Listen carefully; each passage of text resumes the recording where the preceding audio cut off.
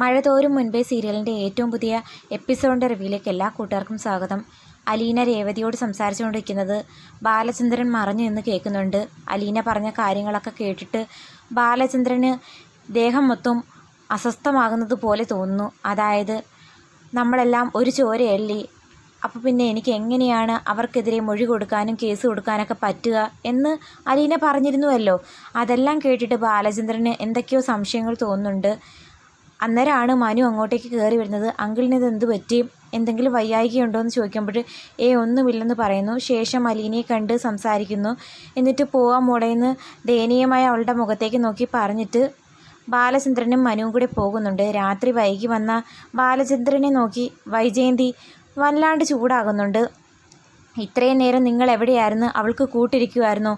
ഇവിടെ ഒരു മോളുണ്ടെന്നുള്ള കാര്യം മറക്കണ്ട. എങ്കിൽ ഒരു കാര്യം ചെയ്യ്, നീ ആ മോളെ വിളിച്ചുകൊണ്ട് വാ, നമുക്ക് രണ്ടാൾക്കും അപ്പുറവും ഇപ്പുറവും ഇരുന്ന് സമയം കഴിക്കാം. അന്നേരം വൈജയന്തി തിരിച്ച് കുത്തി പറയുന്നുണ്ട്, അതിൻ്റെ ആവശ്യമില്ല, അവളിപ്പോൾ കിടന്നുറങ്ങി, കുറച്ചും കൂടി മുന്നേ ആയിരുന്നെങ്കിൽ അത് ചെയ്യാമായിരുന്നു. നിങ്ങൾക്കിതെന്താ എന്നോട് ഇത്രയും ദേഷ്യം? ഞാൻ എന്തു പറഞ്ഞാലും തർക്കുത്തരേ പറയുമല്ലോ എന്ന് പറയുമ്പം ബാലേന്ദ്രൻ പറയുന്നു, നിൻ്റെ സ്വഭാവം കൊണ്ടാ. നിൻ്റെ വർത്തമാനം കേൾക്കുമ്പോൾ ശരിക്കും തലയ്ക്ക് ഭ്രാന്ത് പിടിക്കും. ഭ്രാന്ത് പിടിക്കുമെങ്കിൽ ഏതെങ്കിലും സൈക്കാട്രി ഹോസ്പിറ്റലിൽ കാണിച്ചു വിടായിരുന്നോ? ഹോസ്പിറ്റലിൽ കാണിച്ചിരുന്നു. അപ്പം ഡോക്ടർ പറഞ്ഞ് നിന്നെയും കൂടെ കൂട്ടിക്കൊണ്ട് ചെല്ലാൻ. എന്നെ എന്തിനാ കൂട്ടിക്കൊണ്ട് ചെല്ലുന്നത്? അല്ല, എൻ്റെ പ്രശ്നത്തിന് കാരണം നിൻ്റെ വർത്തമാനമാണെന്ന് പറഞ്ഞത് ഡോക്ടർ പറഞ്ഞു നിന്നെയും കൂട്ടിക്കൊണ്ട് ചെല്ലാൻ. അതൊക്കെ പോട്ടെ, ഞാൻ കാര്യമായിട്ടൊരു കാര്യം ചോദിക്കുക. ഇപ്പോൾ അലീനയ്ക്ക് എല്ലാം കൂടി ഹോസ്പിറ്റലിൽ ചിലവ് എത്ര ആയി? 1,00,000 സംതിങ് ആയെന്ന് പറയുന്നുണ്ട്. അത് 25,000 രൂപയോളം ഇനി അടയ്ക്കാനുണ്ടെന്നും പറയുമ്പോൾ നമ്മളെന്തിനാ വെറും ഒരു ജോലിക്കാരിക്ക് വേണ്ടിയിട്ട് ഇത്രയധികം പൈസ ചിലവാക്കുന്നേ എന്ന് വൈജയന്തി തിരിച്ചു ചോദിക്കുന്നു.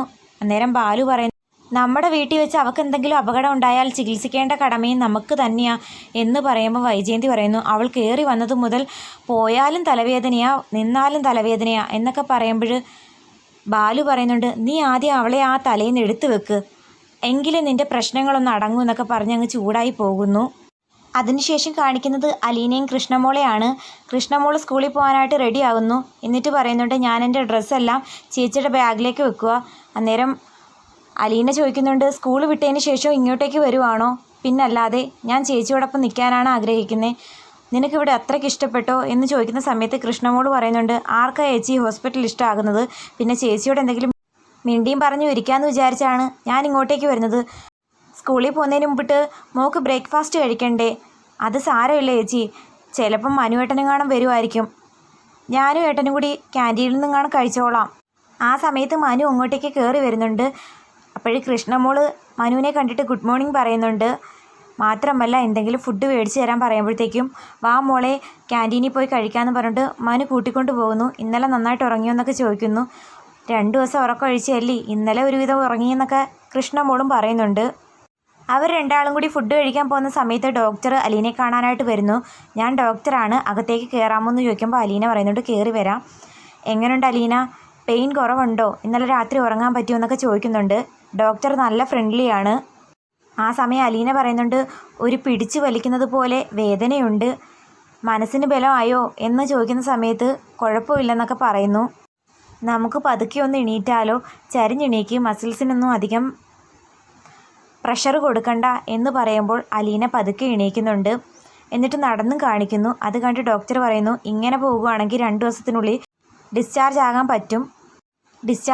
പറ്റുമെന്ന് പറയുന്നത് കേട്ടിട്ട് അലീനയ്ക്ക് ഭയങ്കര സന്തോഷമാകുന്നു. ഡോക്ടർ പറയുന്നു, ഈ ഡ്രസ്സൊക്കെ മാറ്റി സാധാ ഡ്രസ്സൊക്കെ വേണമെങ്കിൽ ഇടാം. എന്നിട്ട് പൾസൊക്കെ നോക്കുന്നു. അതിനുശേഷം മനു അങ്ങോട്ടേക്ക് കയറി വരുന്നു.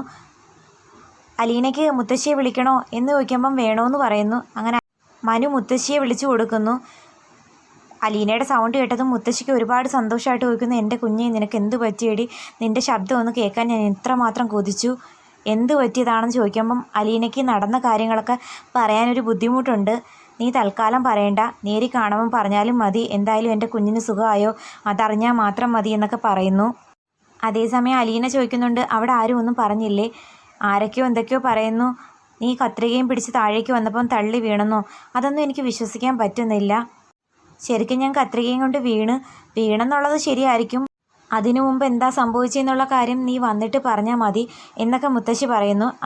മുത്തശ്ശി വിഷമിക്കേണ്ട, 2 ദിവസത്തിനുള്ളിൽ ഞാനങ്ങ് വരും എന്ന് പറയുമ്പോൾ മുത്തശ്ശിക്ക് വിശ്വസിക്കാനാകുന്നില്ല.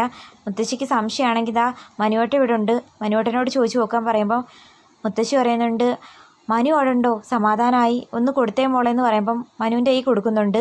സൗദാമിനി, ഞാനവിടെ ഒരു പെൺകുട്ടിയെ നോക്കാനായിട്ട് കൊണ്ടുവന്ന് ഏൽപ്പിച്ചപ്പോൾ ഇങ്ങനെയാണോ ആ പെൺകുട്ടിയോട് പെരുമാറണ്ടേ? എൻ്റെ പൊന്നു മോനെ, ഞാനൊന്നും അറിഞ്ഞതല്ലെന്ന് മുത്തശ്ശി പറയുന്നു. മുത്തശ്ശി വിഷമിക്കേണ്ട, അലീന 2 ദിവസത്തിനുള്ളിൽ അങ്ങ് വരുമെന്ന് പറയുന്നു. കോളൊക്കെ കട്ട് ചെയ്തതിന് ശേഷം അലീനയോട് മനു ചോദിക്കുന്നുണ്ട്, ഇനി ആരെങ്കിലും വിളിക്കാനുണ്ടോ? ആരെയില്ലേ, രേവതിയെ വിളിക്കണ്ടേ എന്ന് ചോദിക്കുമ്പോൾ അലീന ചെറിയ സമ്മതം പോലെ മൂളുന്നുണ്ട്. അങ്ങനെ രേവതിയെ വിളിക്കാനായിട്ട് ഫോൺ കൊടുത്തിട്ട് ചായ മേടിക്കാനാണെന്ന് പറഞ്ഞുകൊണ്ട് മനു അങ്ങ് പോകുന്നു. ചായയൊന്നും വേണ്ടെന്ന് അലീന പറയുമ്പോൾ മനു പറയുന്നു, ചായ എനിക്ക് വേണം. അലീന ഫോൺ എടുത്ത് രേവതിയുടെ നമ്പർ ഡയൽ ചെയ്ത് വിളിക്കുമ്പോൾ രേവതി പരാതി പറയുന്നുണ്ട്, ചേച്ചിയെ എത്ര തവണ ഞാൻ വിളിച്ചു, ഫോൺ സ്വിച്ച് ഓഫ് എന്നാണ് പറയുന്നത്, ചേച്ചി വിളിക്കാമെന്ന് പറഞ്ഞിട്ട് എന്തുകൊണ്ടാണ് വിളിക്കാഞ്ഞ്? അത് മോളെ കോൾ ചെയ്ത് കട്ട് ചെയ്തതിന് ശേഷം ഇവിടെ ചില സംഭവങ്ങളുണ്ടായി, എന്നിട്ട് നടന്ന കാര്യങ്ങളെല്ലാം പറയുന്നു. അതായത് രോഹിത്തും ഹരിയും കൂടെ അലീനയെ ഉപദ്രവിക്കാൻ ശ്രമിച്ച കാര്യവും ജീവൻ രക്ഷാർത്ഥം അവൾ സ്വന്തം വയറ്റിൽ കത്രിക ഉപയോഗിച്ച് കുത്തിയ കാര്യങ്ങളെല്ലാം പറയുന്നു. എന്തായാലും എൻ്റെ ചോരയല്ലേ, എനിക്ക് വേറൊന്നും പറയാനോ കേസ് കൊടുക്കാനൊന്നും പറ്റില്ലല്ലോ എന്നൊക്കെ പറയുന്നത് ശരിക്കും പറഞ്ഞാൽ നമ്മുടെ ബാലചന്ദ്രൻ മറിഞ്ഞു നിന്നിൽ കേൾക്കുന്നുണ്ടായിരുന്നു. അതോടെ ബാലചന്ദ്രൻ വല്ലാതെ ഇമോഷണൽ ആകുന്നു. ആ സമയത്ത് മനു അങ്ങോട്ടേക്ക് കയറി വരുമ്പോൾ ബാലചന്ദ്രൻ ഒരുമാതിരി വിഷമിച്ച് നിൽക്കുന്നതായിട്ട് തോന്നിക്കുന്നു. എന്ത് പറ്റി അങ്കിളെ, എന്തെങ്കിലും വിഷമം ഉണ്ടോ എന്ന് ചോദിക്കുമ്പോൾ എനിക്കതല്ലേ ഉള്ളൂ എന്ന് മറുപടി പറയുന്നുണ്ട്. അത് കണ്ട് മനു ആലോചിച്ച് നിൽക്കുന്നതായിട്ട് കാണിക്കുന്നു. വീഡിയോ ഇഷ്ടപ്പെട്ടാൽ തീർച്ചയായിട്ടും സബ്സ്ക്രൈബ് ചെയ്യാൻ മറക്കല്ലേ.